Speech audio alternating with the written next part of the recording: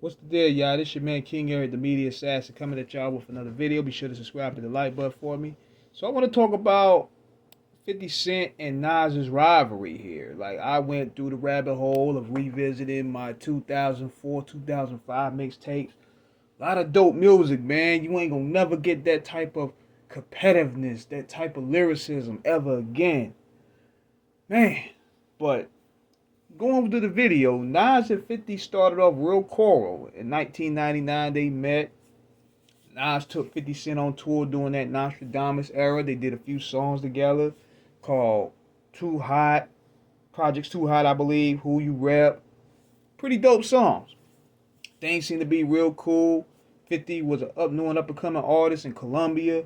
He had two crazy singles out, Your Life on the Line, How to Rob, which stirred a lot of controversy right there. So they probably seen, even though it was going to stir some feathers, they seen the potential there. So they was like, okay, we're going to work with him. And 50 having that work ethic, it was a match made that could have been worked out at the end. But then he gets shot 9 times. He gets blackballed. He gets dropped off the label, and he's written off as done. So meanwhile, while 50 is down, his rival, Ja Rule, was dominating the industry. Headed by Irv Gotti, backed by Supreme. Murder Inc. had the industry on lock. Meanwhile, 50 was home licking his wounds, and he had to watch as Murder Inc. took over 2000 and 2001. Them niggas shut down the radio, man. Anything black radio related, Murder Inc. was on it. From 2000 to 2002. So then I remember hearing DJ K Slade's State of Emergency mixtape. It had two songs for 50 up there. It had 50 Shot Ya and Crawling. Now, when I first heard 50 Shot Ya, I was like, oh shit. He using that LL joint. And he's coming back with a vengeance. This dude got a chip on his shoulder. I knew when I heard these lines, my heart is a haunted house, homie. Fear don't live here. I knew this nigga was going to be gunning for the throne. And not only that, he rebranded himself. He built a lot of that muscle. You could tell he was in that gym.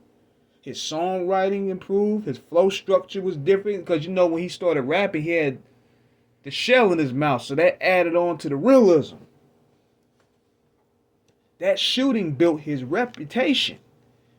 And then he brought a new crew called G Unit at the time, which consisted of the rappers Lloyd Banks, Tony Ayo. Then you had Bang Smurf and Domination, the Gorilla Unit. So all that in the one, they was gonna fuck this game up, man. They littered the streets with mixtape after mixtape. The momentum was something I never seen. And see, a lot of the records that he redid on the mixtapes was even played on the radio. That goes to show you right there that this dude was gonna be a monster. Then he did a lot of ghostwriting. He did a lot of ghostwriting for Diddy and LL. He was making his rounds behind the scenes. But in this game, you need that one mainstream hit that's going to get you out in the market. And this is where also him and Nas encountered problems. That's where they fell out. There was a song that he had with J-Lo. It was going to be the one that was going to reintroduce 50 to the mainstream because you need that market. But it never happened because Irv Gotti, at the time, was the guy. He had the industry on lock. He made a few phone calls to Sony, and next thing you know, 50 was removed off the record. Nas ended up replacing 50 on that same record. And this led to the fallout because 50 thought it was a foul move. And I agree with him on that. His argument was Nas was supposed to call him because that was a record that he needed. And then, to top it off, Nas started doing more records with Irv and Ja Rule and them. So at this point, 50 started seeing Nas as an enemy just by associating with them. So he aligned with Shady, Eminem, and Dr. Dre, which was a superpower to take them on. And that's all he needed. So you had three big superpowers Jay-Z and the Rockefeller. You had Shady, G-Unit, Aftermath. Then you had Nas and Murder Inc. It was crazy around that time. So 50 started working on his album, which was going to be a monster called Get Rich or Die Trying. He had dropped Wankster going at Ja. Then he dropped the original version of Back Down, where he dissed Nas, Jay, R. Kelly, Ja, Cam. He dissed all them. But despite that, there was still respect there. And 50 didn't really throw any darts at Nas at all. But it wasn't the Central Park where Nas just out of nowhere threw shots at 50. It was the Central Park concert that he did for free. We brought Mobb Deep and them out there. Now keep in mind also, 50 around this time was changing. He was making more money, but he was also becoming more arrogant. He was becoming more commercial. He started becoming everything that he accused Ja Rule of doing. He became everything that he shitted on Murder Inc. was doing. So the real hip-hop heads started to turn on him. Then he started dissing everyone. Jadakiss, Fat Joe, Game, Nas, Cassidy, Ludacris. He just started just dissing anybody. Like, he didn't care. Joe Budden, Saigon, Shine.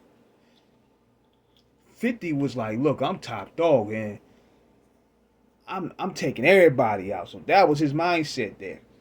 So he drops Piggyback after that. Calls Nas a sucker for love for Khalees.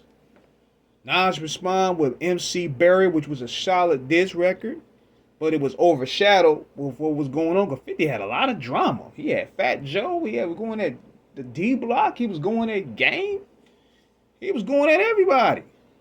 So Nas kind of was overshadowed. And they would throw shots here and there, subliminally on other people's projects, but it never came a situation where you knew it was going to be ugly because 50 always respected Nas as an MC. That's why he was hurt. He held him as a high regard. And so it's no surprise that they buried the hatchet later on and started doing music after they reunited at Summer Jam. I'm glad they did it though, because it was a misunderstanding that could have been cleared up. And I'm glad that they patched it up like two grown men. Now, the record itself that they dropped later on, I think it was last year on Nas's Magic album, could have been better. But I just wanted to give y'all a little historical breakdown because a lot of channels out there are not really telling the real about things. They're making up things for clout. So that's what we're here for. We're here to let y'all know what was going on, and I lived through it. I have the music collection. I met a lot of the participants. I've interviewed some of them. So we know. So let me know what you guys think in the comments. Subscribe, hit the like button. Holla.